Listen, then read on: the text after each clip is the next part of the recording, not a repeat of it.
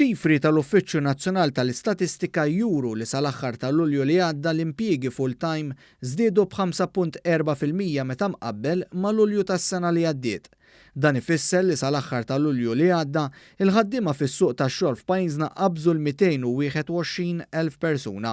Skont iċ-ċifri provduti mill-Aġenzija tax-Xogħol Jobs Plus, jirriżulta li bejn Lulju tas-sena l-oħra u Lulju li għadda l-impjiegi fis-settur privat żdiedu b'10,484 ruħ.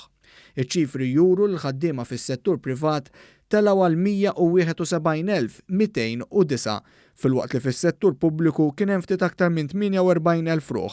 Imqabbel ma' Lulju tas-sena l-oħra, l-aktar żidiet kienu fl-oqsma tas-servizzi amministrattivi b'żieda ta' aktar minn 1,700 ruħ u fis-settur tal-kostruzzjoni b'żieda aktar minn 1,700. L-NSO żied jgħid li l-ħaddiema li jaħdmu għal rashom komplu jiżdiedu tant li f'perjodu ta' 12-il xahar żdiedu b'aktar minn 1,400 ruħ.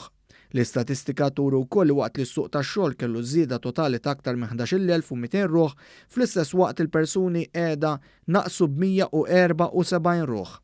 Joħroġ ukoll li s-suq tax-xogħol kellu wkoll żieda ta' 1% fil-ħaddiema reġistrati b'xogħol part-time. Mir-rekords amministrattivi tal-Aġenzija tax-Xogħol joħroġ ukoll li f'Lulju li għadda il-ħaddiema li kellhom impjieg full-time u part-time żdiedu b'9.3% u qabżu 30,000 ruħ ftit aktar minn 38,000 oħra kellhom part-time biss bħala x-xogħol regolari tagħhom.